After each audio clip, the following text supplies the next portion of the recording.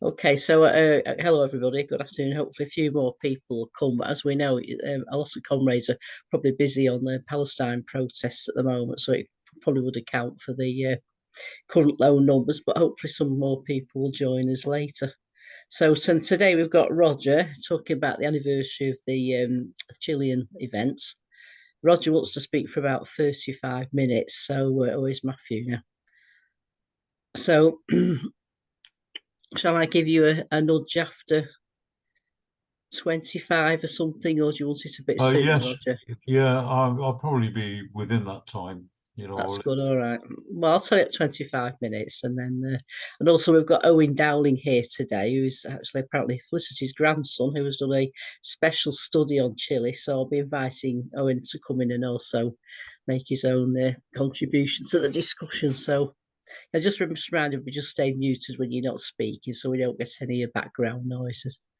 Okay, Roger. Okay, thanks, comrade. Well, it's the 50th anniversary of the Chilean coup, an event that shocked worker activists the world over. The junta surrounded mines and factories with tanks. Sickening descriptions were given by eyewitnesses of sadistic beatings and tortures. Tens of thousands were executed, summarily shot, bludgeoned, mutilated, and tortured to death, or hurled into the sea from helicopters. Witnesses imprisoned in the National Stadium in Santiago saw with their own eyes the shooting of hundreds of prisoners in batches of 30 to 40. This was reaction at its ugliest.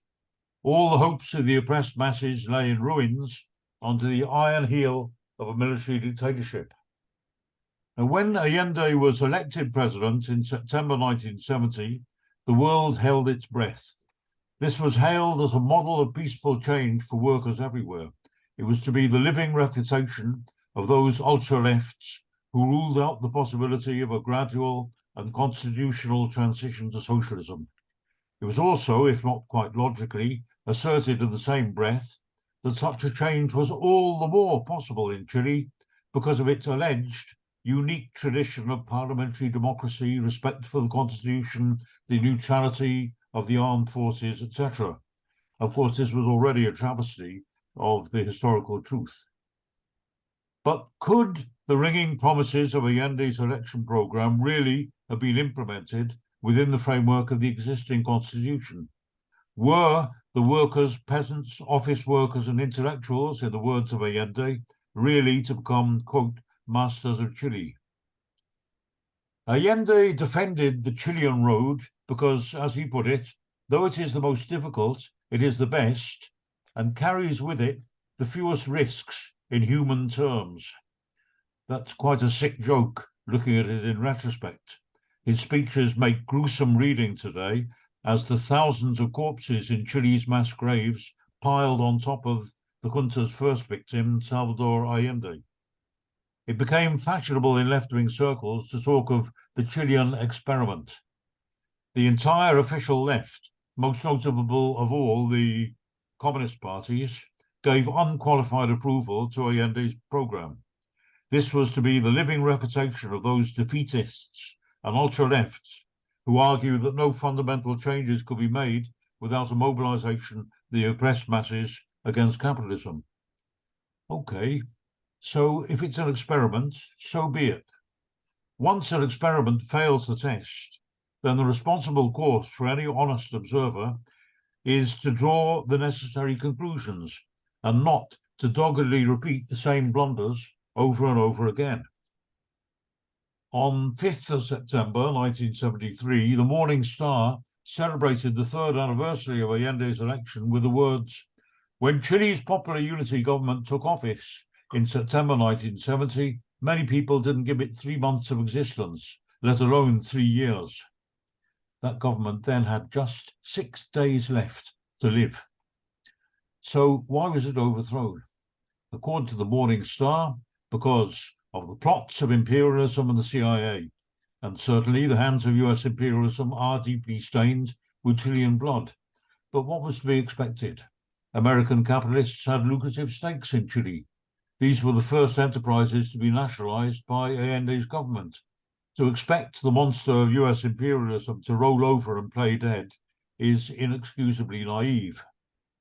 In the same way that certain reactionaries always explain strikes by the presence of communist agitators, some sections of the left think that once they have discovered the hand of American imperialist aggression, there's nothing more to be said. History unfolds not fundamentally through plots and conspiracies, but through the class struggle. The hand of American imperialism was not an unseen and accidental intervention from outside, but it was the major obstacle in the path of the Chilean revolution. It's unworthy of those claiming leadership of the working class to wring their hands and say, oh, how unfair. The revolution was getting along so beautifully, if only the ruling class hadn't come along and spoiled it. If the ruling class were not hell-bent on hanging on to its power, no matter what the cost in workers' lives, then the socialist revolution would be not only easy, it would be unnecessary. American imperialism dared not intervene directly.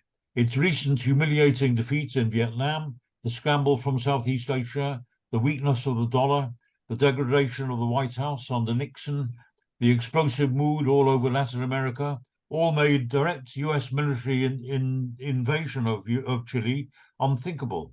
The prospect of victory could not have been, therefore, more favorable. And certainly, the fault was not that of the workers. They responded magnificently to the challenge, in enthusiastically carrying out in spontaneous deeds the fine words of Allende's program, in taking over the factories and the landed estates, in voting by the million and marching by the tens of thousands, and when the same time came, by fighting and dying for it. The workers and poor peasants showed that their defeat was not due to any lack of courage and determination on their part. If socialism is not a sentimental pipe dream, then there's only one conclusion, that the leadership and program of the Popular Unity government was false. And that is our conclusion. The workers were led like lambs to the slaughter by the false and inadequate program of their leaders. Allende's government carried through impressive reforms hardly equaled in history.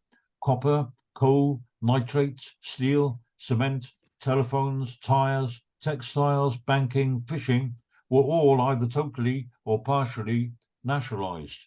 About 9 million acres of the biggest landed estates were distributed to the poor peasants. Great social reforms were achieved, raising the living standards of some workers by 20%. Children were given free milk and meals at school. Great strides forward were taken in pensions, welfare services, health, housing, and education. The poor supported with growing enthusiasm what they saw as their government. But what was popular unity? Far from an ingenious new experiment, it was yet another variant of an old failed strategy, a shaky collaboration of workers' parties striving for a new society with capitalist parties wearing a liberal reformist mask and financed by big business to exploit the votes of the middle classes. It was another variant of the Popular Front government of France and Spain in the 1930s.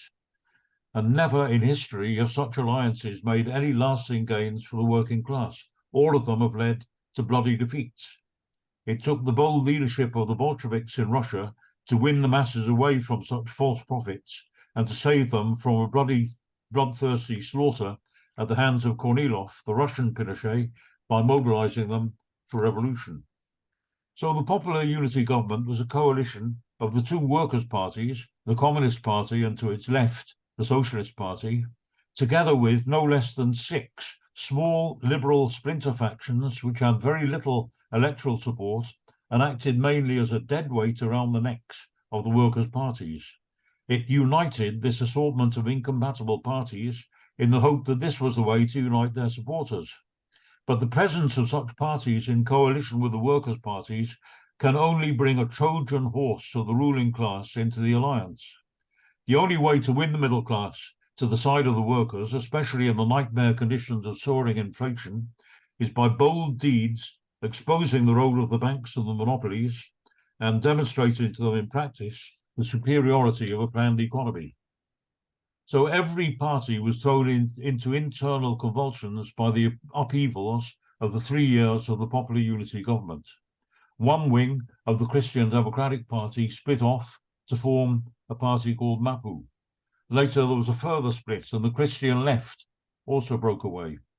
These successive leftward defections from the Christian Democratic Party obviously left that party more firmly under the control of its right-wing leadership under Frey and Aylwin, a factor that emphasizes still further Allende's folly in trying to appease the Christian Democrats right to the bitter end.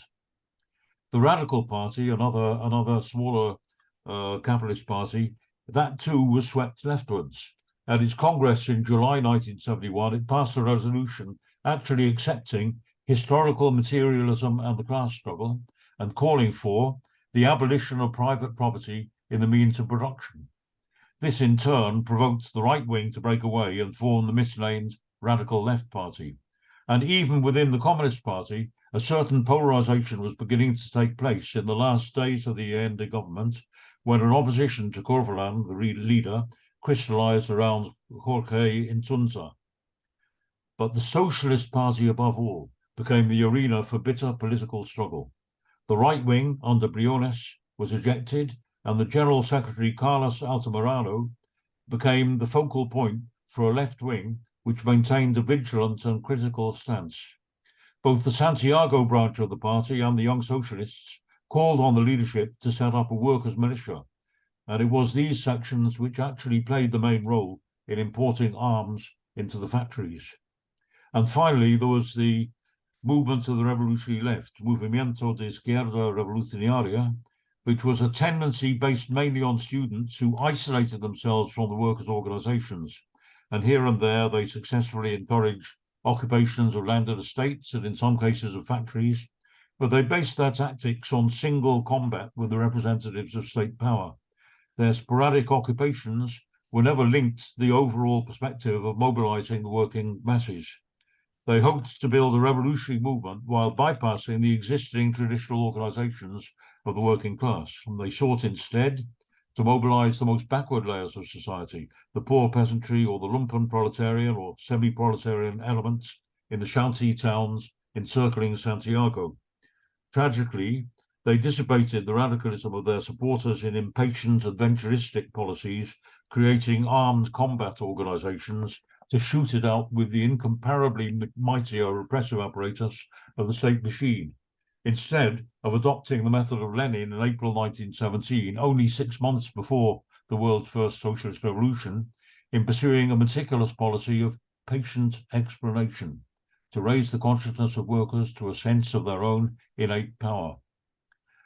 Now, the popular unity government descended every time to the lowest common denominator, giving a veto not only to the bourgeois parties within the coalition, but also, in effect, to the biggest opposition party in Congress, the Christian Democrats, who at every turn pressurized and blackmailed the government and were soon to be found supporting the military dictatorship which overthrew it.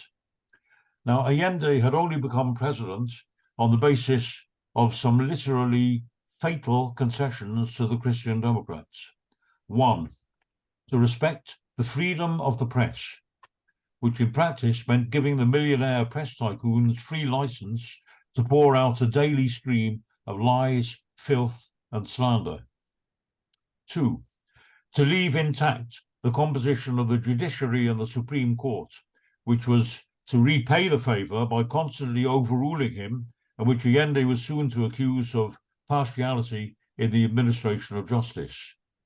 And three, worst of all, to make no changes in the strength of the Army, Navy, Air Force, or police, to appoint no military officers not educated in the military academies, and to allow no unconstitutional private militias, thus leaving intact the forces which would soon go on to crush his government underfoot.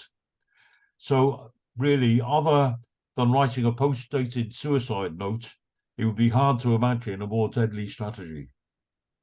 So what program could Allende hope to carry through under such conditions? All that was left was his promise to strengthen democracy. But I'm afraid this was the kind of woolly verbiage that Lenin time and again castigated. History knows of only two kinds of democracy. There's capitalist democracy, which in Lenin's words, quote, is bound to remain restricted, truncated, false and hypocritical, a paradise for the rich, and a snare and a deception for the poor. And there's proletarian democracy, which must be based on workers' councils, election of all officials with guaranteed right of recall, and armed people, rotation of state duties, and the strict limitation of pay to all administrators to the average skilled worker's wage. Any talk of real democracy under capitalism is dangerous. In Lenin's words again, there is not a single state, however democratic, which has no loopholes in its constitution guaranteeing the bourgeoisie the possibility of dispatching troops against the workers in case of a violation of public order, and actually in case the exploited class violates its position of slavery and tries to behave in a non-slavish manner. I think the Chilean coup is a perfect confirmation of Lenin's words. Allende claimed that his aim was, again to quote, to install a new system of power in which the working class and the people are the ones who really exercise power. And this was to be achieved within the existing constitution, with the permission of the press tycoons, the judiciary, and the armed forces. Certainly, said Luis Corvalán, General Secretary of the Chilean Communist Party, who said, in the conditions prevailing in our country, changes cannot be effected according to the classical patterns of revolution. They can be effected only within the framework of the law. Such words fly in the face not only of Lenin's clear words, but of elementary human reason. It was Marx who patiently explained in his comments on the Paris Commune, one thing was proved, he said, by the Commune, namely, that the working class cannot simply lay hold of the ready-made state machinery and wield it for its own purposes. He went on to write that the task of the revolution was no longer, as before, to transfer the bureaucratic military machine from one hand to another, but to smash it. And this is essential for every real people's revolution. And finally, Engels added to that, from the very outset, the Commune, the Paris Commune, had to recognize that the working class, once in power, could not go on managing with the old state machinery, that in order not to lose again its only just won supremacy, this working class must, on the one hand, do away with all the old repressive machinery previously used against it itself, and on the other, safeguard itself against its own deputies and officials by declaring them all, without exception, subject to recall at any moment. Now, undoubtedly, huge reforms were introduced by Allende's government, which gained massive popularity.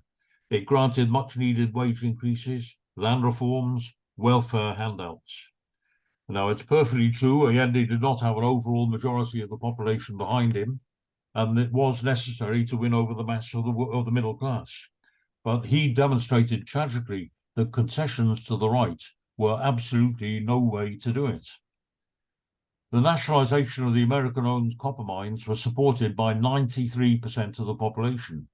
The vote for popular unity candidates rose from 36% in the presidential election in 1970 to 49.7% in the municipal elections of 1971. Now, that's more than the British Labour Party has ever won. More significant still, it was the Socialist Party on the left of the coalition which raised its share of the vote from 13.9% to 22.4%, while the Radicals, the main force on the right of the coalition, halved their vote from 16% to 8%. So it was the radical actions of the government and not its concessions which were winning support. Now, that was the moment in which Allende should have gone back to the country and appealed for an overwhelming mandate to carry through his reforms to the very end.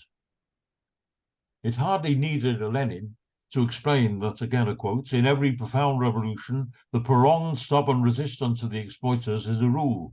Never will the exploiters submit to the decision of the exploited majority without trying to make use of their advantages in a last desperate battle. Yet there are none so blind as those who refuse to see. To quote Corvalán, the leader of the Communist Party of Chile, once again, the legitimacy of the election victory no one can challenge. That explains why US imperialism and Latin American reaction will find themselves compelled to accept the situation in Chile. And he continued, the Chilean armed forces have retained their spirit of professionalism, their respect for the constitution and the law. He even said the immediate formation of an armed people's militia would be equivalent to a mark of defiance of the army. It must be won to the cause of progress in Chile and not pushed onto the other side of the barricades. And Allende himself issued a warning against classifying the armed forces as reactionary and thus preventing them from being a dynamic force.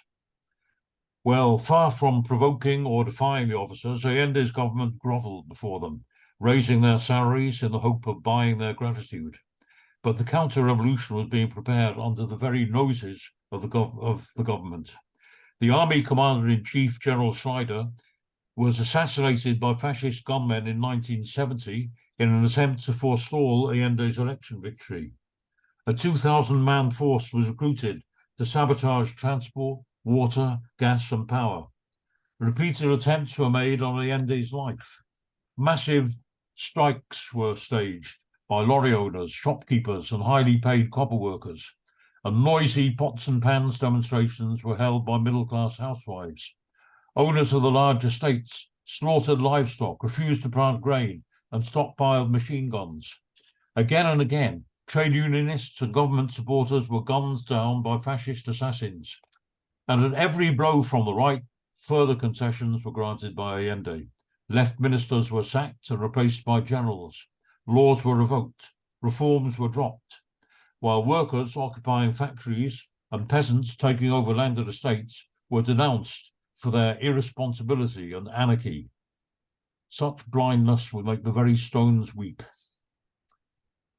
But why were large sections of the middle class discontented under Allende's government? Not because it was too left, but because despite the massive extension of public ownership, overall control of the economy was still not in the hands of the government. For it was above all the chronic rate of inflation which drove sections of the middle class to the right. Inflation was caused initially by the penetration of millions of worthless paper dollars from the USA into Chile, as into the rest of Latin America, and indeed the whole capitalist world. It soared sharply in the last period of Allende's government, getting a new impetus partly from the deliberate campaign of sabotage by the capitalists of Chile and the USA. So only a planned economy, rationally harmonizing the overall growth of the production, could guarantee secure and rising living standards. At the end of June 1973, the cost of living index had risen by 283.4% in 12 months. In the first 6 months of 1973, food prices rose by 68.6% and clothes by 166.7%. The economy became grossly distorted. A bottle of Coca-Cola cost more than a ton of steel. A plastic bag cost more than the cement that it could hold. The nightmare of inflation continually undermined the government's reforms. Wage increases disappeared before the ink was dry on the banknotes. To protect the workers' living standards, the government had to grant bigger and bigger wage increases. In January 1972, wages were raised by 22.1%. In October, they were raised again by 99.8%. But even this was barely sufficient to catch up with prices. So it was decided to pay workers partly in kind rather than in cash. Now, naturally, in conditions of dire shortage, grossly exacerbated by the lorry owners' strike, a black market boomed everywhere, aggravating inflation still further. By the time of the coup, half the food consumed had been bought on the black market, and the escudo, valued officially at 350 to the dollar, soared to unofficial exchange rates of over 2,000. Now, the workers were partly insulated against the effects of inflation by the wage increases and the payment in kind, but the middle class were plunged into a nightmare of insecurity. They depended on cash, and their lives were rocked by instability. In the 2 weeks preceding the employers' strike on November 1972, Argentine beef prices soared by 200%, and those of sugar, coffee, flour, milk, butter, and margarine all nearly doubled. It's not surprising that the middle class were prey to the strident propaganda of the capitalist press against the government. But the middle class are doomed under capitalism. Even the generals, with all their guns and their smart uniforms, cannot command prices to stand at attention. The only way out of the impasse of inflation lies in the construction of a publicly planned economy. 25 minutes, Roger. Okay, if the Chilean Workers' Parties had conducted a forthright campaign on this programme and exposed the rackets and the profiteering of the monopolies, they could have won far wider strata of the middle class. But to do this, they would have had to break with the consensus with the radicals and the Christian Democrats. So Allende's vacillation, temporising and half measures actually drove the middle class to despair. The government faced a rising revolt of shopkeepers, lorry owners, doctors, small farmers, clerical workers, bank employees, lawyers, teachers, airline pilots, and the highly paid copper miners, all of whom participated in crippling strikes. Middle-class housewives took to the streets. It was out of the ranks of the middle strata that recruits were made for the small but ferocious gang of fascist thugs, Patria y Libertad, which reared its head with growing audacity. Allende imagined that parliamentary concessions to the Christian Democratic politicians would endear him to the middle class, regardless of the problems they faced in the real world outside Congress. Allende bargained with the Christian Democrats at every turn, even begging them in the last days before the coup to enter the cabinet. But it was the Christian Democratic Party, in league with the Nationals, which brought down one Allende cabinet after another, even impeaching certain ministers. Finally, it voted with the Nationals in favour of the notorious censure motion, which accused Allende of violating the Constitution, and in the next breath reminded the armed forces of their duty to protect the Constitution, thus, in other words, brazenly invited the generals to stage a coup. On 29th of June 1973, naval officers staged a rebellion, and due to their haste and their failure to consult their counterparts in other sections of the armed forces, the coup failed. So one golden last opportunity was given to the working class, a precious breathing space in which to prepare a workers' militia and appeal to soldiers, sailors and airmen to coordinate resistance. And what happened? Corbyn again praised the prompt and determined action by the Commander-in-Chief of the Army and the loyalty of the armed forces and police. And in reply to the demand for a workers' militia, he said, "No, sirs, we continue to support the absolutely professional character of the armed institutions." Meanwhile, Allende was well aware how strong and tough his government really was. His acolyte, Regis Debray, described Allende's fatalistic reaction. This is from his diary. The next day, Allende discovered that he could count on only 4 generals out of 22. For several days, his apparatus had been out of control and was sliding gradually into open insubordination. Allende was no longer making any plans further than 48 hours ahead. And when the left socialist Altamirano urged Allende to mobilize the masses, arguing quite correctly that the best way to bring about a confrontation and make it even bloodier is to turn your back on it, what was Allende's retort? And how many masses does it take to stop a tank? So for all the rhetoric, Allende had no faith in the loyalty of the officer caste, let alone the capacity of rank-and-file soldiers and sailors to respond to a class appeal. So instead, Allende begged the armed forces to come back into his cabinet, and his last desperate bid for survival at any cost was to revoke all those decrees of nationalisation that had not been explicitly approved by Congress. But the more craven his concessions, the more contemptuously the generals spat on his government, and as soon as they felt ready, they put it out of its misery like an elephant squashing a flea. By this point, Allende had privately already given up. His sole concern was for the dignity of his own defeat. Here's a quote: "I shan't let myself be bundled onto an aircraft in my pyjamas, and I shan't ask for asylum in some embassy." And sure enough, when the time came, Allende acted with exemplary personal heroism, refusing to abandon the presidential palace as the Air Force bombed it and him inside it to smithereens. It was a noble personal gesture, but we have to say it was also a political betrayal of a class. Now, one last point. Why do we hark back half a century to the history of a little Latin American country a hemisphere away? Because nothing can be more vital to the future of workers in Britain, Europe, Asia, or Africa. Let me give two recent examples. The former minister in Greece's SYRIZA government, Varoufakis, described the scene in the government's conference room on the night of the referendum in Athens, which had voted an astounding 61.31% in favour of defying the European banks. Varoufakis writes, "I jumped up and punched the air, only to realise that I was the only one in the room celebrating. And an extraordinary exchange followed immediately afterwards between Varoufakis and Tsipras. When I entered his office," said Varoufakis, "Alexis stared at me and said we'd messed up badly. At that point, Alexis confessed to something I had not anticipated. He told me that he feared a goody fate awaited us if we had persevered. That was a reference to the execution of 6 politicians and military leaders in 1922. And Alexis then began to insinuate that something like a coup might take place."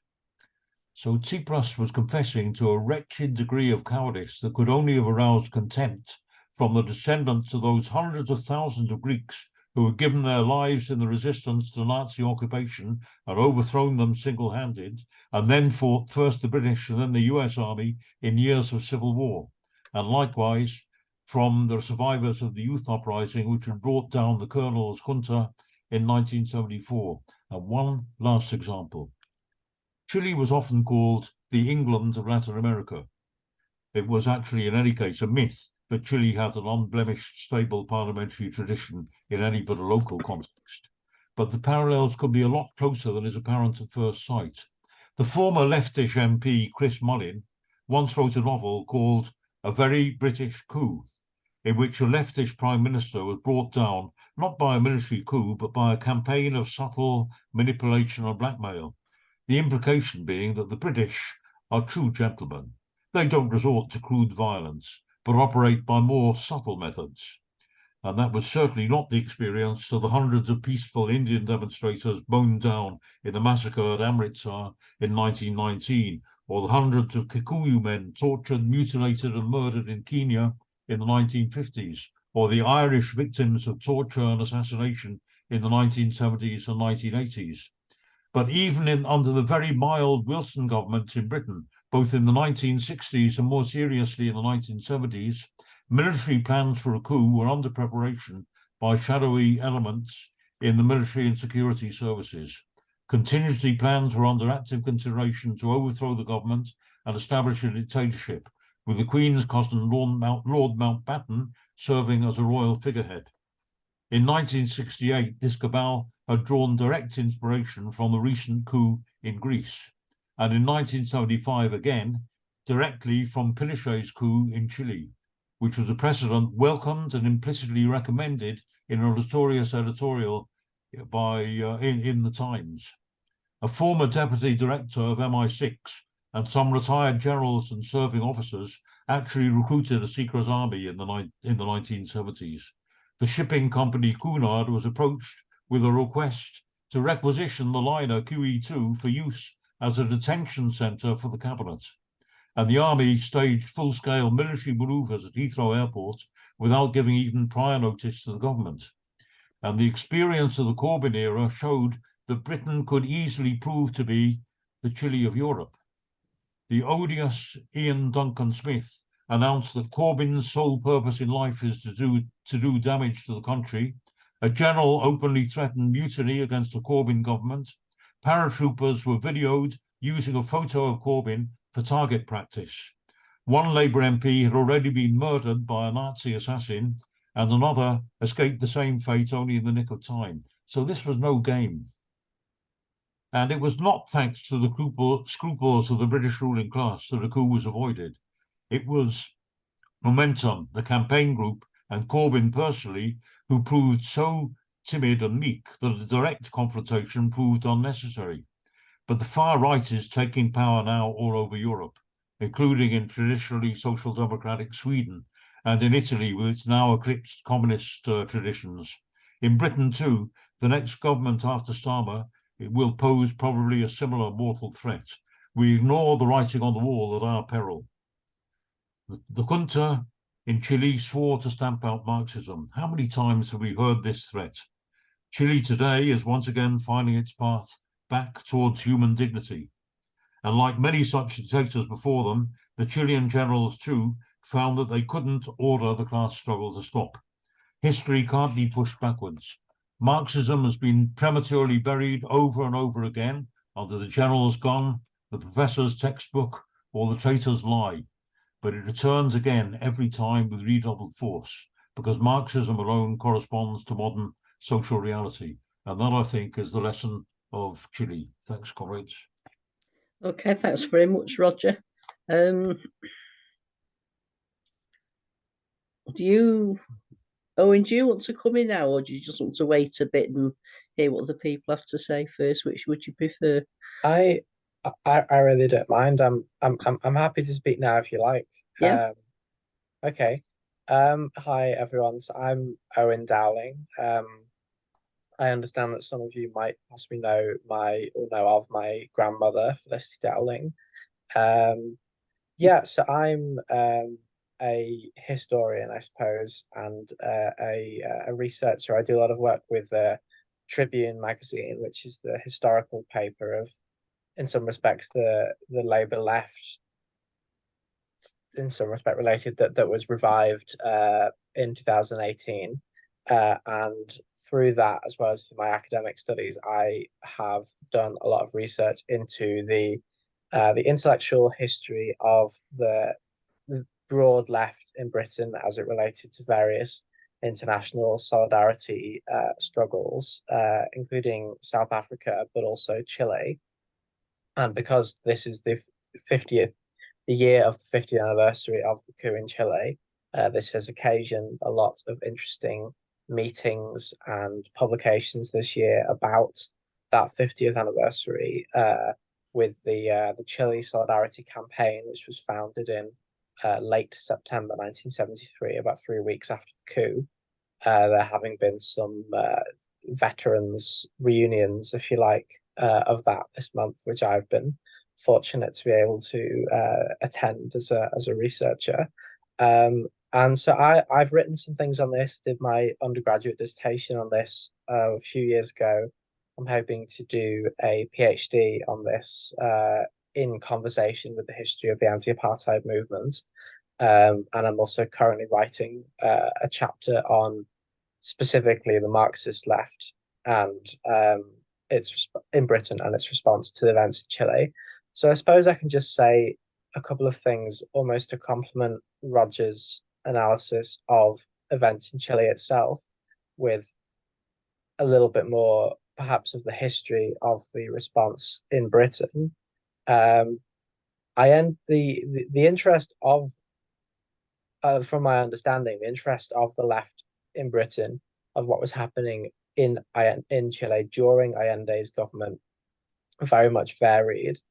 There were small but quite vibrant left-leaning civil society institutions established, like the Association for British-Chilean Friendship, which was chiefly comprised of academics and supportive trade unionists, such as Jack Jones of the Transport and General Workers Union, who had fought in Spain as a young man in the International Brigade, and various people who were conceived of themselves as left internationalists with an interest in Latin America and the Cuban Revolution, took an interest in Chile, but it didn't occupy the Jeremy Corbyn, for instance, who as a young man had been in Chile in 1969 at the time of the formation of the Popular Unity Coalition, is quite a good example of somebody who, when back in Britain, was quite involved in attempts to organize interest on the British left in what happened in Chile, in what was happening in Chile during the construction of the Chilean road. Left Labour MPs Judith Hart and Eric Heffer both went on delegations to Allende's Chile and had meetings with him, and they were vectors for positive attitudes within the Labour Party towards popular unity, with the Radical Party, the Chilean Radical Party being the Labour Party's sister party within the Socialist International. And that was, of course, a member of the Radical Party, a member of Popular Unity. So what I'm trying to lay out is there was this potential incipient infrastructure of solidaristic feeling on the British left at the time of the coup, and papers like the Morning Star, was obviously associated with the Communist Party, generally expressed a favourable position, partially because, as Roger has said, the kind of neo-popular frontist thinking behind the formation of popular unity in Chile chimed with the broad left strategy of the Communist Party at the time, in which it saw itself and the Labour Party and the trade union movement as being able to hoping to form, well, it almost speaks for itself, the idea of a broad left. And so, for all of these reasons, when the coup came, question of the lessons of what this experience posed was one that prompted quite an effervescent episode of theoretical production throughout the British left. Ralph Miliband's essay, The Coup in Chile, in the Socialist Register, is probably the most famous of this, in which he says, I think it's to the extent that Chile was a bourgeois democracy, what happened in Chile is also about bourgeois democracy and what might also happen in other bourgeois democracies. And he has his extended argument where he is critical of the Communist Party position, that what there was this regularly repeated idea of that Allende didn't arm the workers. So obviously it's a more complicated argument than that, but that can be summarized as like that. And that was a position that Miliband shared, although not to the same perhaps degree of emphasis as others on the Trotskyist left. But this was a position shared by Chris Harman and Ian Birchall, writing for the International Socialists, and Tariq Ali and Jerry Headley writing for the International Marxist Review. And Roger, of course, at the time also wrote for the Militant International Review. And there were differences between their precise respective interpretations, but there were interesting common themes across their analysis, and also common historical reference. Though invoked frequently was the experience of the Paris Commune, both its achievements, and also as Marx saw about the need for the socialist revolution not to just take hold of the existing state apparatus, as might previously have been attempted in bourgeois democratic revolutions, but to smash it. And also the experience of the Semaine Sanglante, the Bloody Week, with the restoration of bourgeois rule in Paris by the Versailles government and the massacre of the communards. This was referenced a lot, as was Lenin's theory of the state, elaborated in The State and Revolution in 1917, which again took a lot of the lessons from Marx in the Civil War in France. And then, as well as those more classical Marxist references, there was some engagement with Trotsky's writing on Bonapartism and fascism, but also with more recent, then more almost contemporary, but now we can understand as historical developments, the military coup and massacre or even genocide in Indonesia in 1965-66 was frequently referenced as having been a substantial precursor. And I don't know if any of you have read the recent book by Vincent Bevins, The Jakarta Method, but you might find that interesting. And Naomi Klein, previously in The Shock Doctrine, has made these links as well. So this discourse was the combination of the lessons of the classics of Marxism and Leninism, with the contemporary conjuncture of the world of the Vietnam War, the Third World Revolution, and the U.S. imperialist sponsored counter revolution against it, in Indonesia, in Vietnam, in Cuba, and now at this point in Chile. And this is what I think is so interesting about this historical moment, which I'm sure lots of you will remember, uh, where in the early 1970s, following, or still, I suppose you could call it part of the Long 68, there was both the uprisings around the world, obviously prompted by the Tet Offensive in Vietnam, but from Paris to Mexico to Prague to Chile, and London to an extent. The re-emergence of militant trade unionism in South Africa, and throughout in NASA's Egypt and other places. That there was all this. Owen, I'm sorry to butt in. Have you got a lot more to say at the moment? Because we normally have a discussion, then you can get back in later and say a bit Yeah, more. Do you mind? That's completely People fine could by come me. and Yeah. ask you questions, and then that just gets the conversation going, and No, people will that's think, absolutely "Are you fine. all right with that?" That's That's fine. assuming Anyway. somebody wants to come in. If nobody wants to come in, we'll let Owen continue. Anybody want to make a contribution at the moment? Right, we'll bring John or Dominic in next. We'll come back to you in a minute, Owen. Okay, right, John or Dominic. Yeah, it's just a memory. I think at the YS conference in '73 it was that Ted made a speech about the coming catastrophe in Chile unless the working class were mobilised, and Allende and the left parties in Chile started to take the threat of a coup seriously, and the need for workers' organisations to mobilise and to arm and prepare themselves. At that conference was Tony Benn, and also John Forrester, who was our district organiser for our union, who was a member of the NEC, I think, at the time. So I was invited to lunch because I was active in my union on the district committee and all that sort of stuff. I was invited by John Forrester to come and meet Tony Benn and have a discussion. And Ben raised the question of Ted's speech at the conference.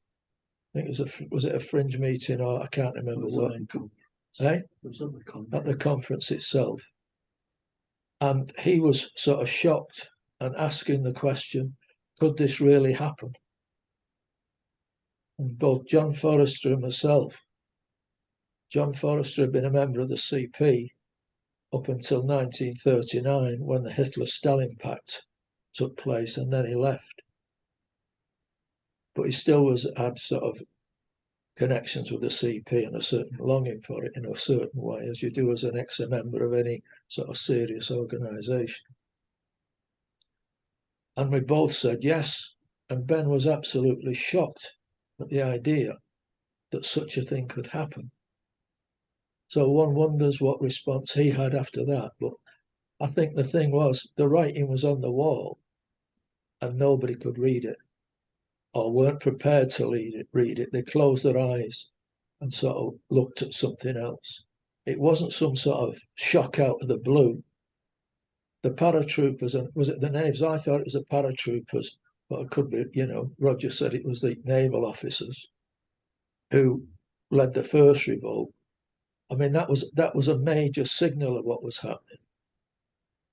And even at that late stage, with all the capitulations that had gone before it, you could have still mobilised the working class. Workers were fighting in the factories when the coup came by, and they were just bombed to hell. So I think that's the sort of lesson we've got to learn. That the Morning Star referred to Chile as the Britain or the England of Latin America, with all these great traditions of democracy and all the rest of it.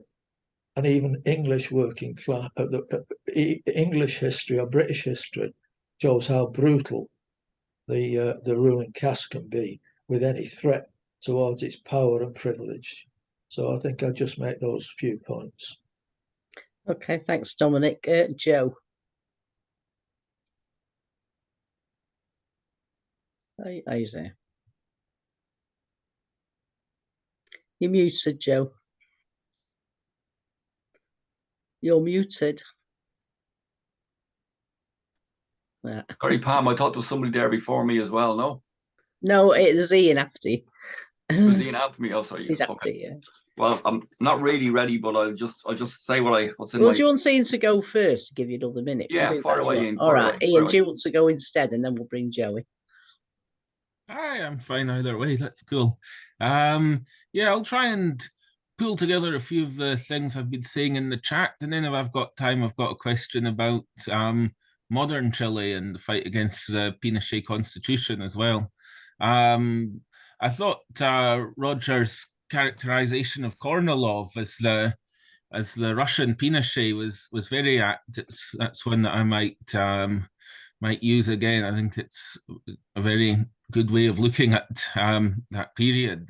I think also the comparison of reactionaries saying, "Oh, it's just the communists or the lefties agitating for strikes, otherwise everything would be fine," with sections of the left having a deus in machina of American imperialism means that everything that would otherwise go perfectly goes belly up, was also a very good way of looking at things. I hadn't quite seen that exact comparison before, but it makes sense. Suppose you, given the power of imperialism, you could theoretically have a movement that does everything right and still gets defeated because of the balance of forces. So I suppose that's just one thing to feed into that general discussion, though that's not to say Allende did everything right by any means. Though the one I'd probably blame even more is Corvalán, outside the government with less responsibilities in a way, but with the responsibility to keep the movement on the streets in support of where the government's doing right, to push it to go further, to be a countervailing force to the power of the right, the pressures of the right on any delegates of the left in a government position.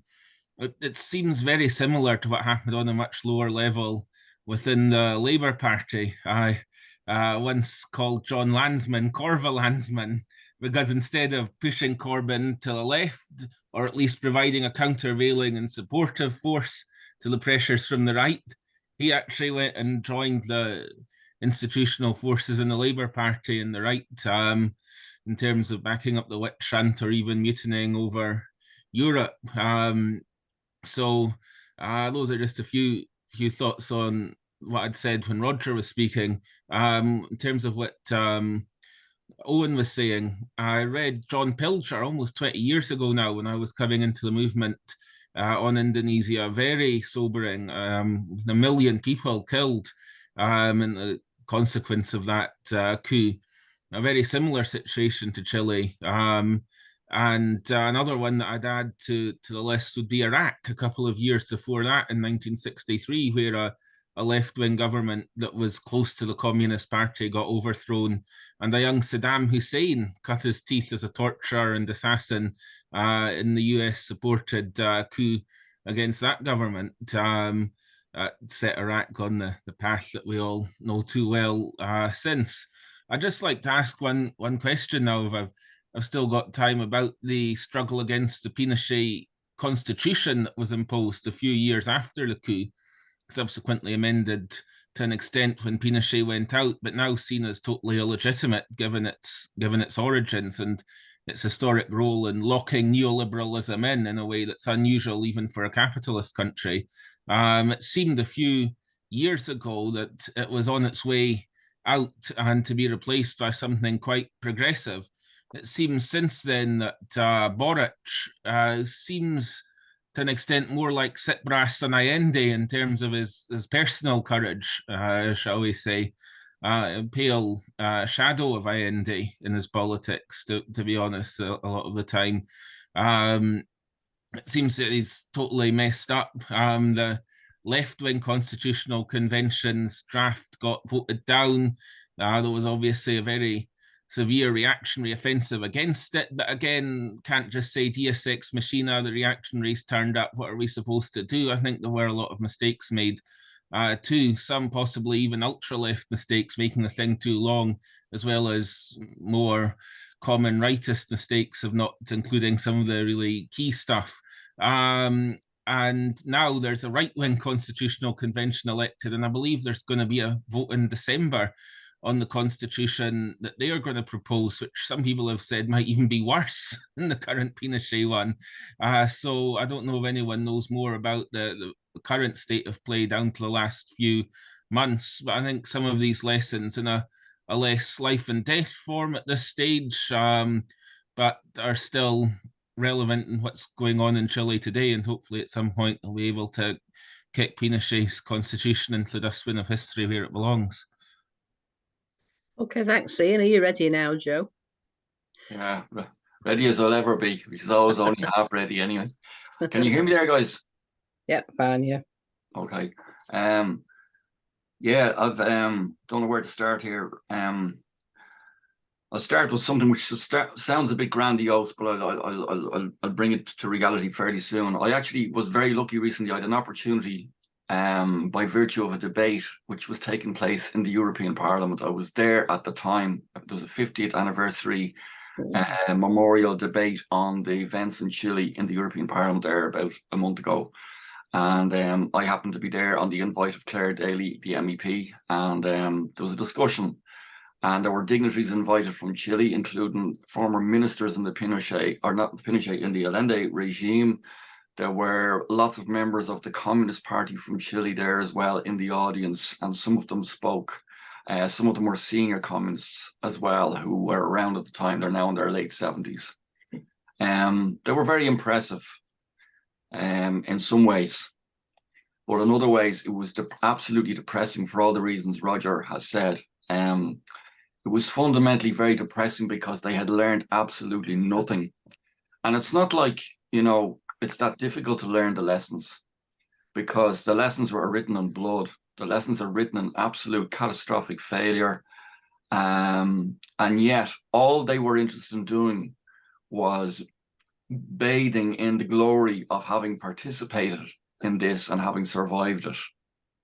That's essentially what the agenda was. The fists were up in the air, the songs were being sung, Allende was being saluted as the great martyr. And even worse than all of this, and I'm sorry to bring this kind of a message because it sounds very negative. I'll try and get some positives out of this in a minute. But it's worse than all of this is that they were actually upholding, and people from the platform were upholding, the Chilean model as the model, not just for the late 20th century, but for the 21st century.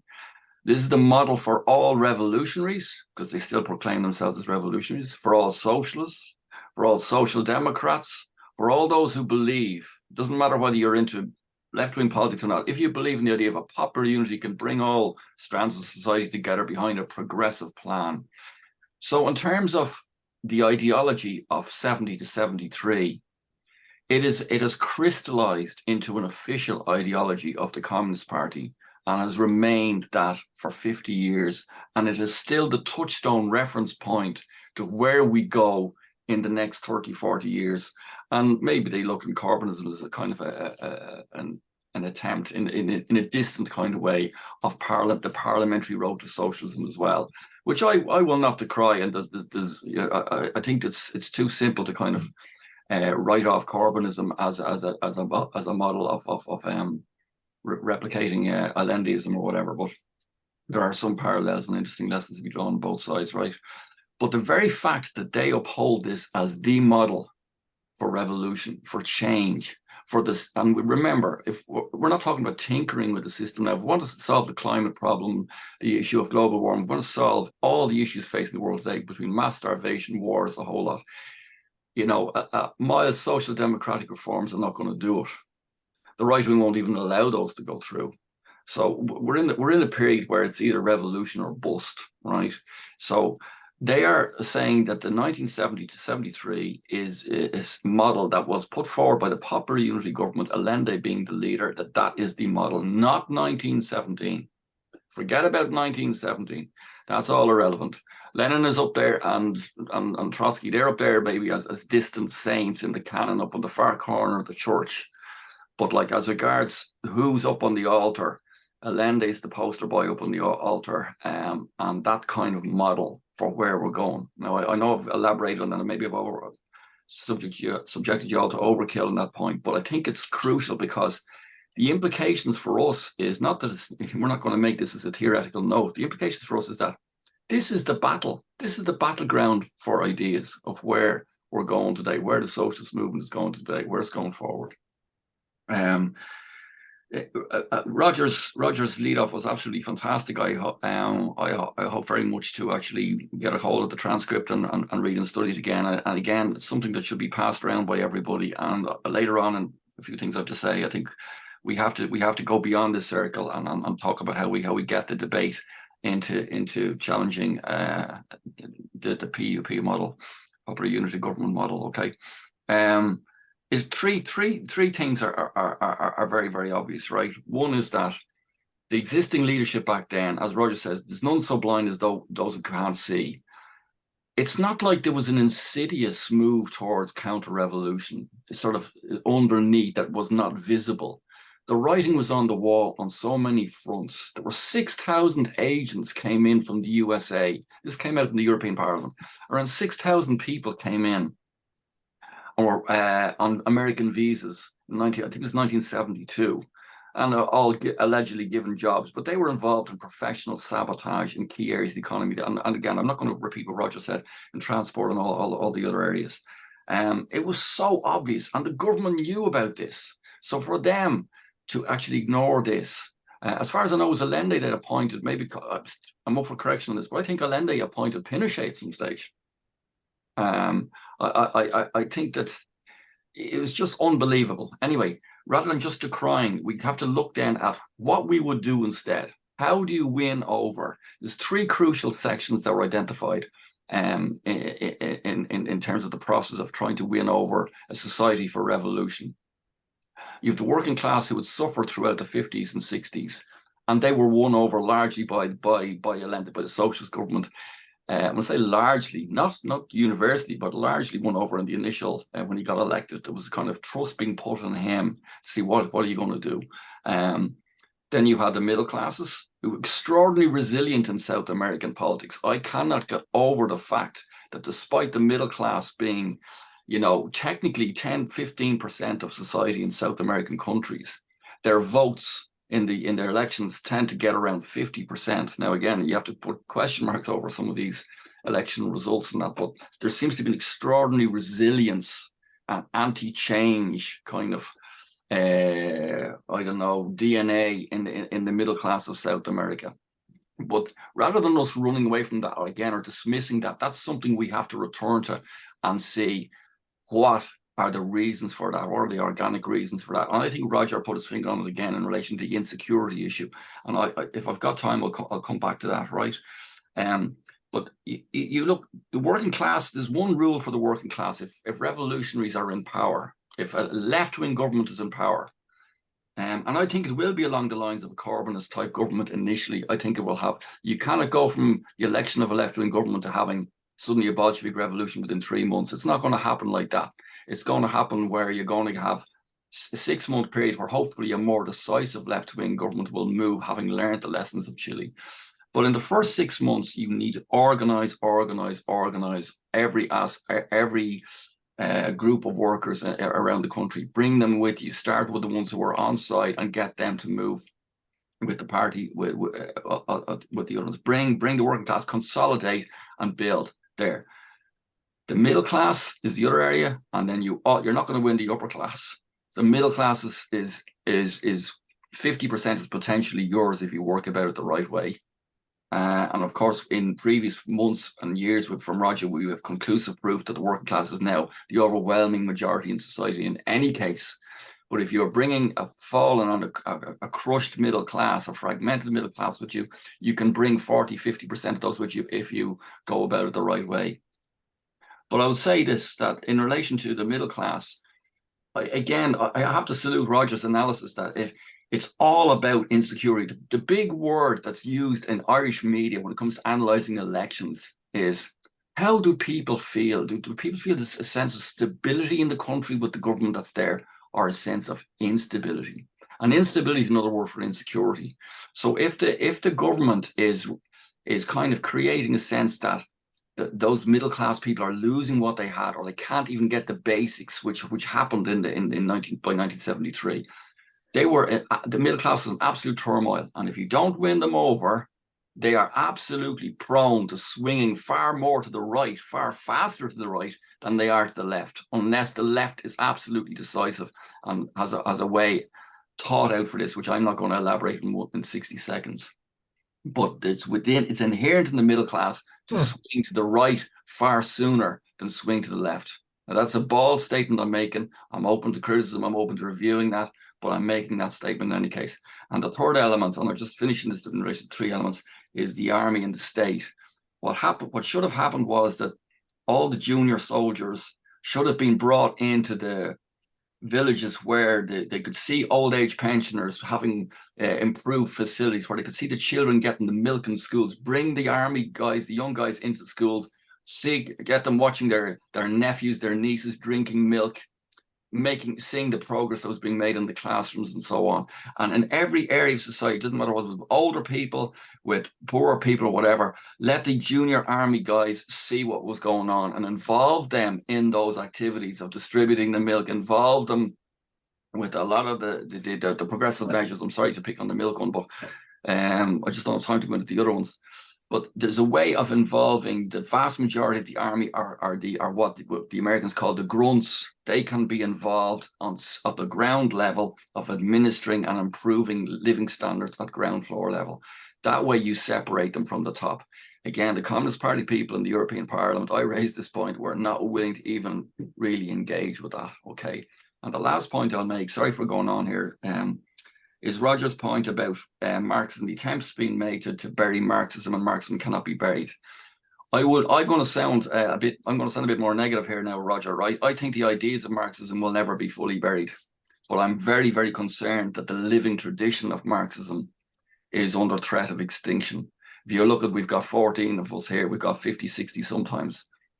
Marxism as a living tradition which analyzes honestly what happened, and in terms of its ability, the ability of that tradition to permeate all the other traditions which have got the weight of media, social media behind them and so on, is very, very difficult. And I'll make just one suggestion, which might be worth nothing, but somebody may come up with a better suggestion, which is that somebody like John Pilger, who's still half willing to get active, he's a member, he's an old kind of communist, he's a person who has had some openness about him. He may well accept the challenge of a debate, given that this is the 50th anniversary of Chile, a debate with John Pilger live online, something like that. We need something where we start penetrating the other organizations on the left, particularly not so much the smaller organizations, but the bigger Labour Party branches, the bigger, wider social democratic left socialist membership in Britain and in Europe and in America. We need to start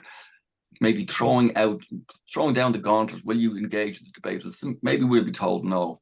But it's just, it's what's being discussed here in the lessons. It's so valuable, and it's the crucial issue, and yet it's not really beyond here. It's not really being discussed that much.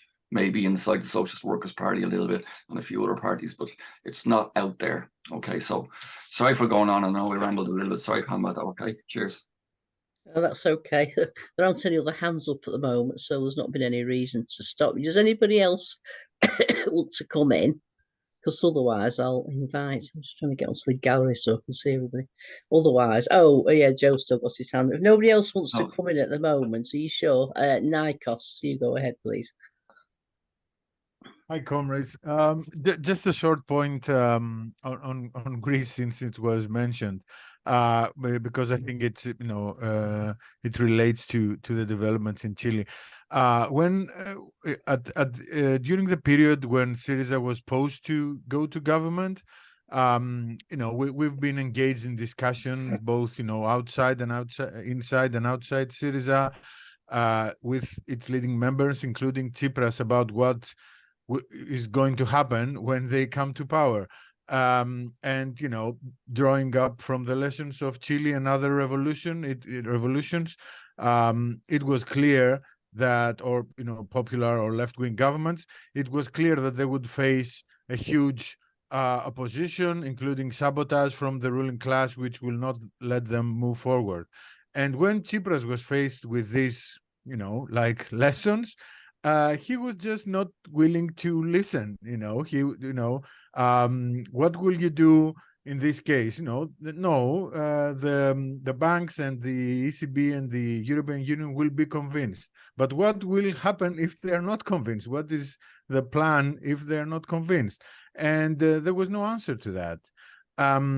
Which brings me to a point that it's important for us to draw the lessons from Chile and other places where similar things happened.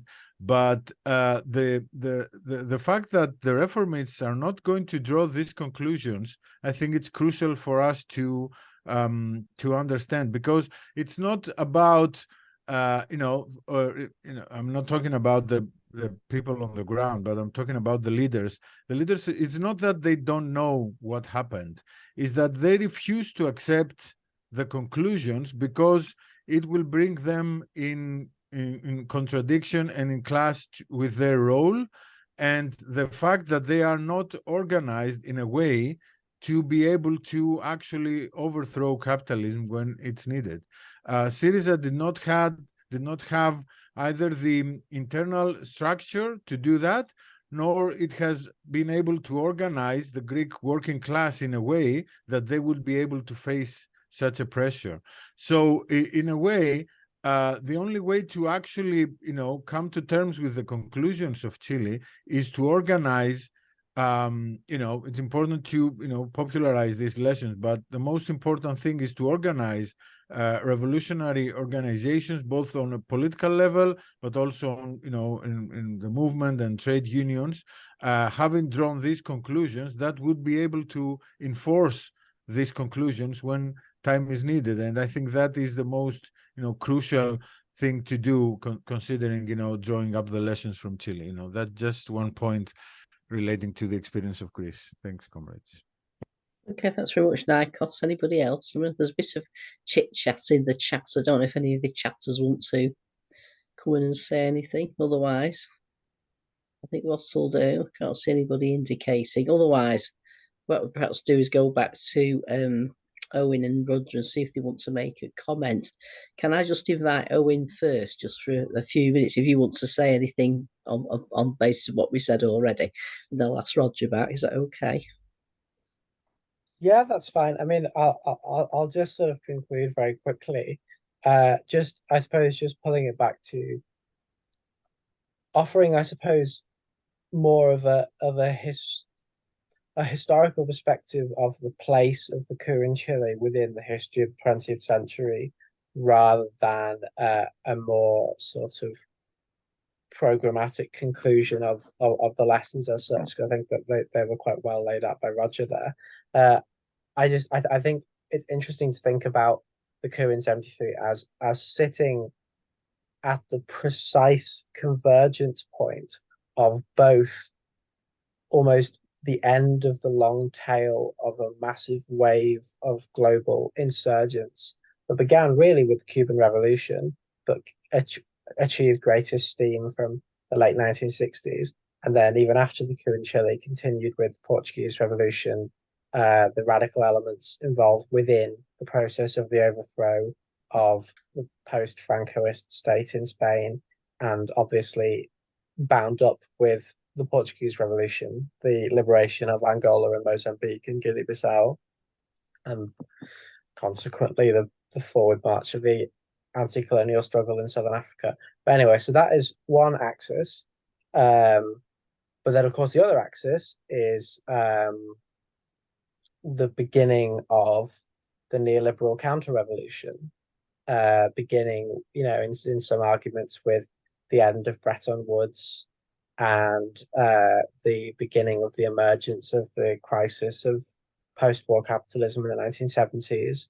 But also, in some respects, its origins go back even to, if you like, the formation of the CIA as an expression of the more militant world policy of US imperialism after the war, and the overthrows of governments in Iran and Guatemala and El Salvador, and the US troops in the Dominican Republic in 1965, and obviously, and all over you'll all know the chronology, but then beginning to rise to a new level of exterminism in Indonesia and Brazil and Uruguay, and then, well, I think Uruguay is possibly slightly after Chile. But anyway, and then Chile, and then from Chile, the trajectory keeps going on further to a coup in Argentina, and then the beginning of the Contras and the mass murder squads throughout Central America in the late 70s and the 80s, and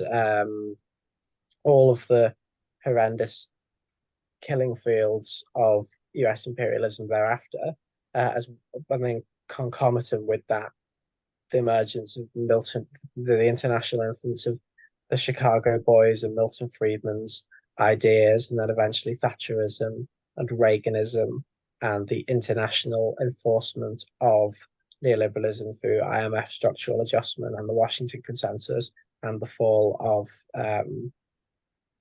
a non-capitalist order, however you would want to characterize it, in Eastern Europe.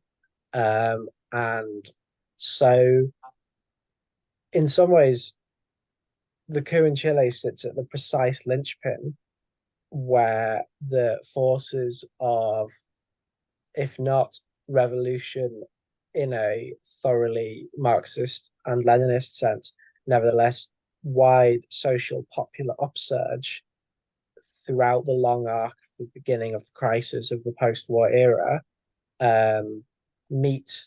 come into conflict with, and ultimately are defeated by, but not without producing a lot of light and heat along the way, the ultimately successful forces of US-sponsored international counter-revolution, which ultimately succeeded in putting down not only the radicalism of the long 68, but in some ways even the quasi-social democratic reforms that were represented in the capitalism of the post-war era in the global north, that took its cues from Rooseveltian New Dealism.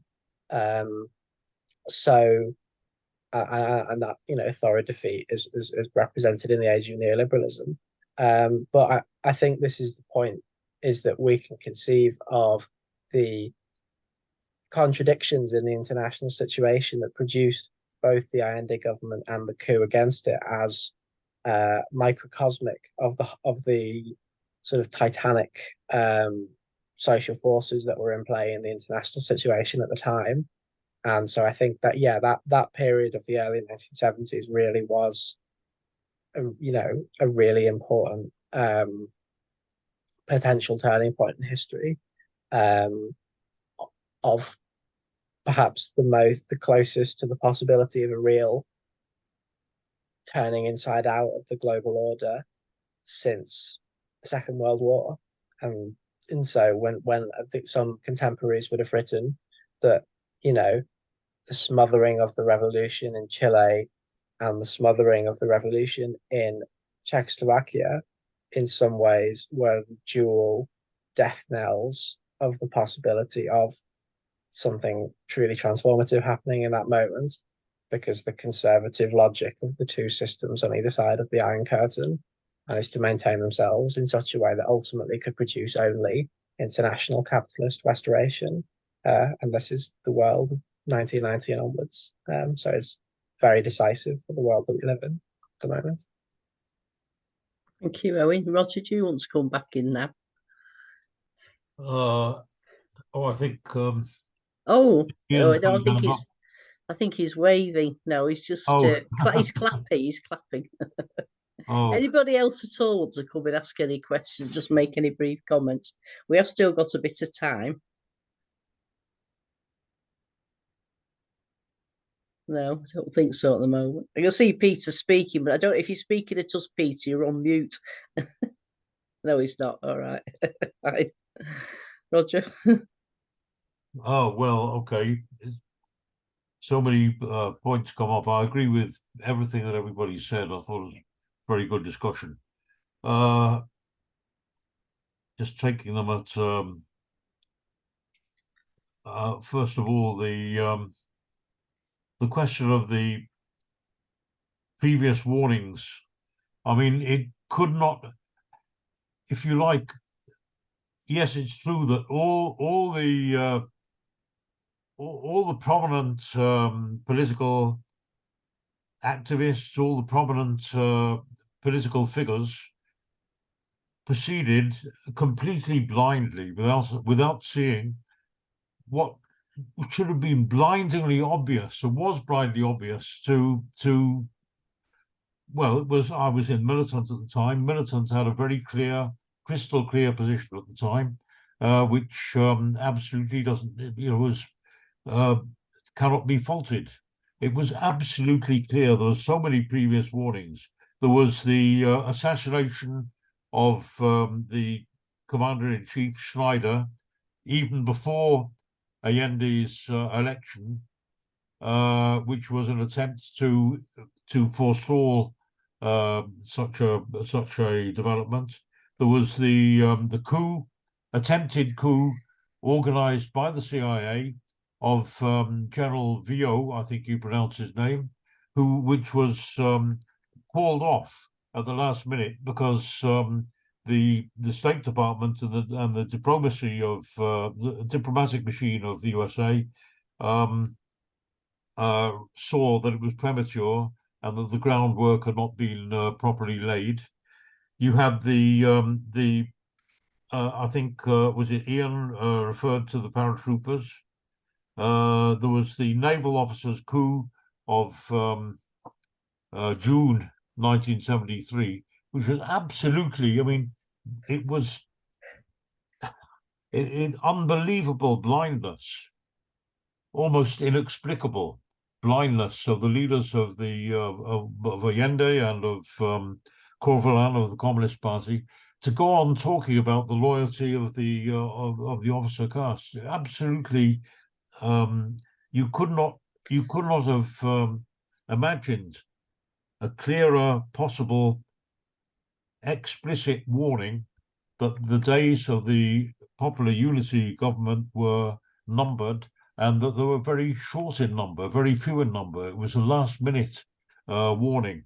And yet still what we saw, and I think I gave a lot of quotes which bore that out, was not that they didn't think that a coup was on the cards. It was that they held their heads in their hands and thought, what can we do about it? There's nothing to be done. Allende himself had given up. I gave the quotes. He said, well, I'm not going to be taken in my pajamas. I'm not going to seek refuge in a foreign embassy. He didn't say, we're going to win, we're going to fight back. He saw that there was just no chance. When, as I said, when Altamirano said, we need to mobilize against the threat of a coup, what a comment. How many masses did it take to stop a tank?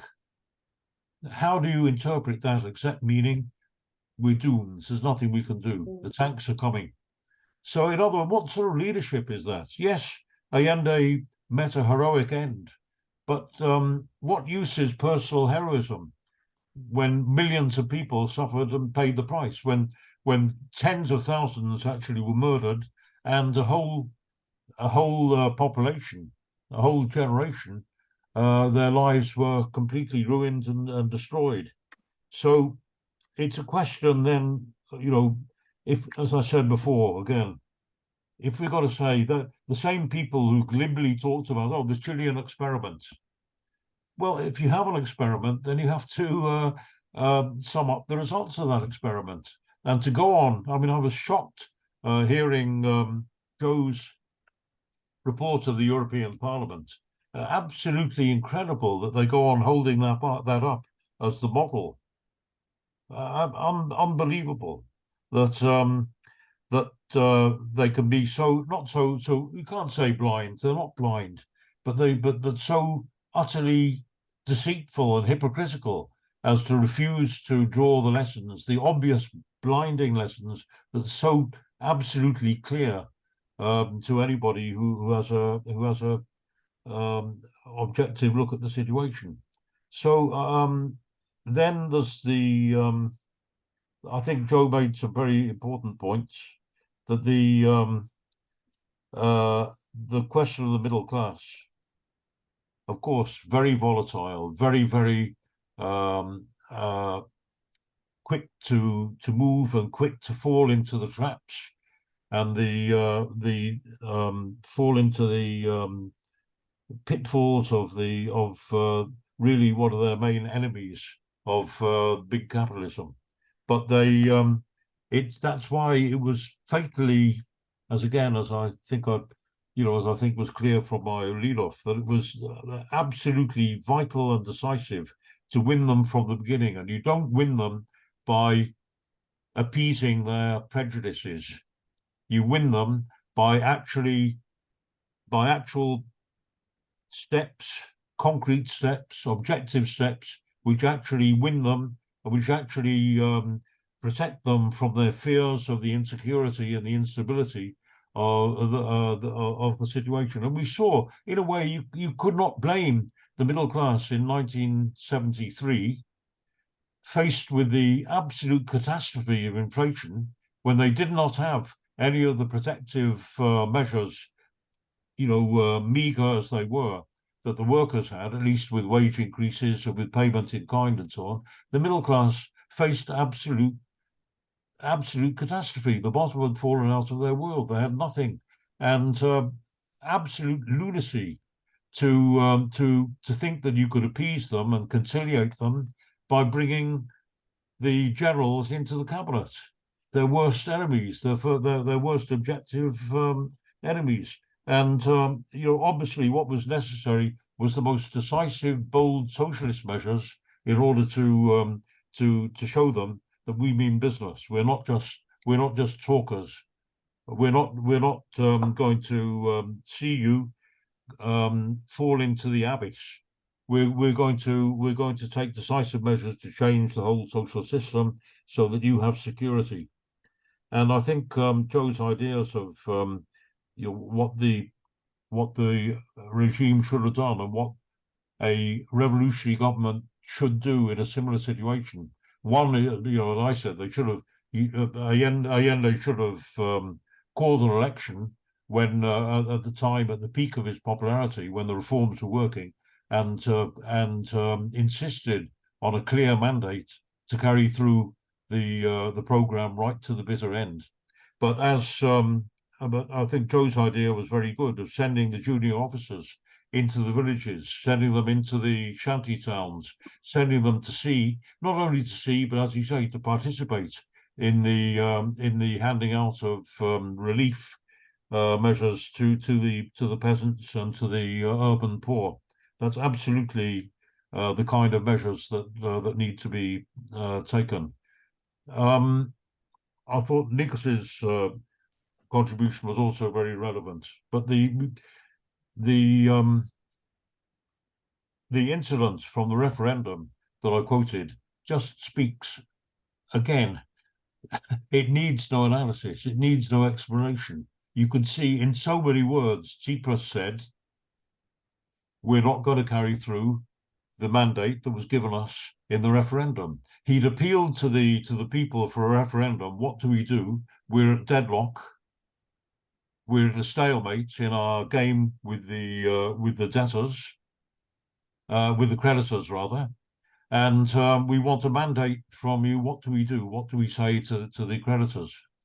He was obviously hoping that they would give him a mandate to capitulate. At least that he wanted to have an ambiguous result.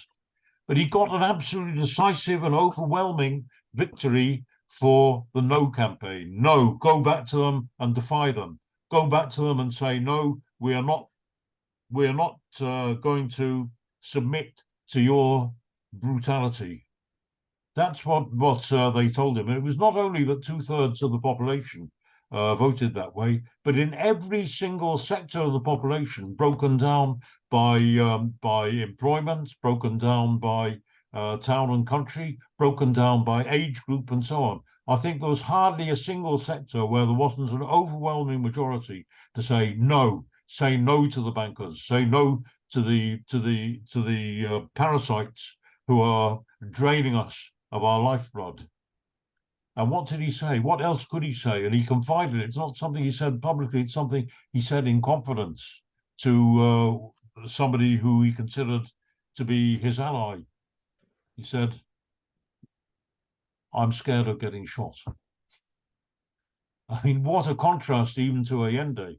Allende at least said, yes, if I have to be shot, that's what it is. But we have to say that in neither case was it much use to the mass of the population.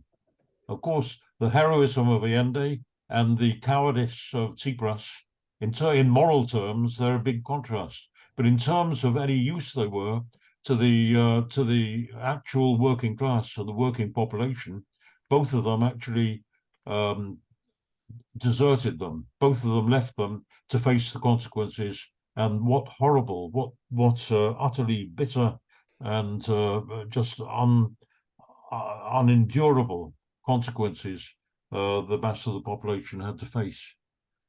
I thought Owen's contribution, again, thank you very much for putting it into the context of all the upheavals of the period and of really of the second half of the 20th century. I think that's very useful. I hope that, Owen, you do participate in future meetings of WIN.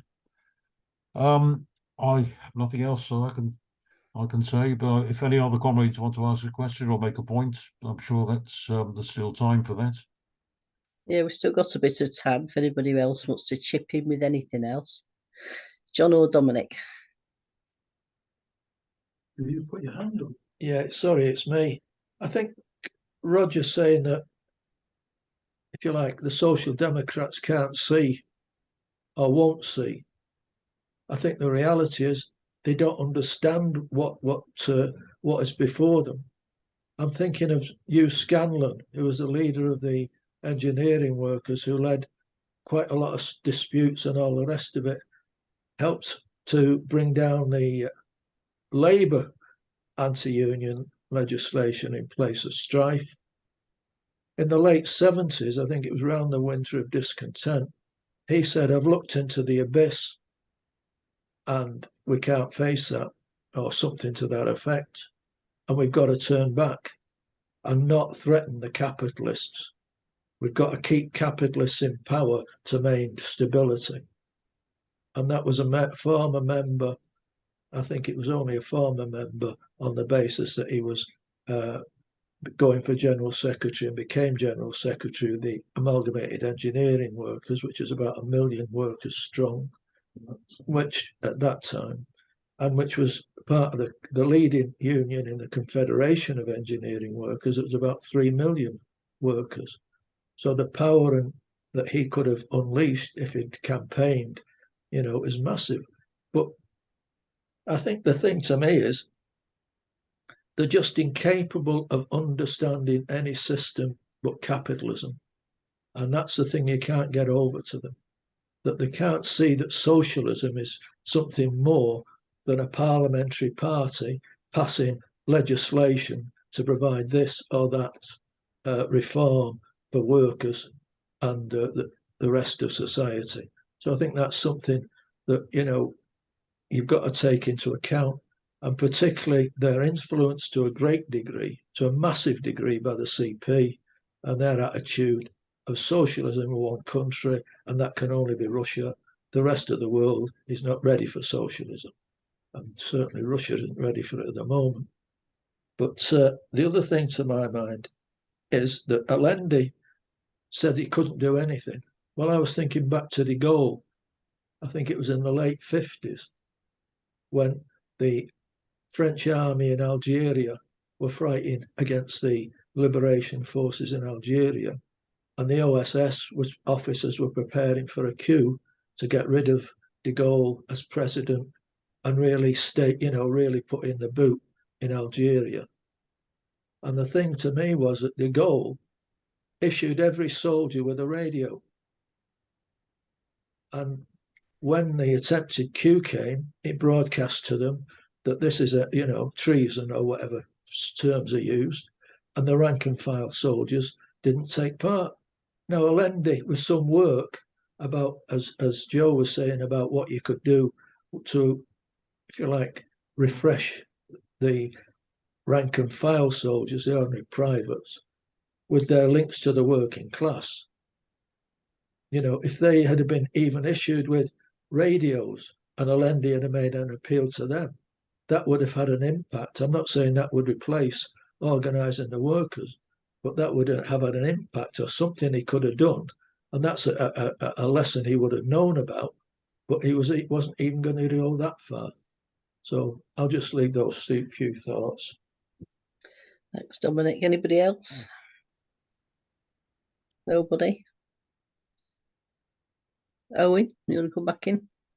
Yeah, just very quickly.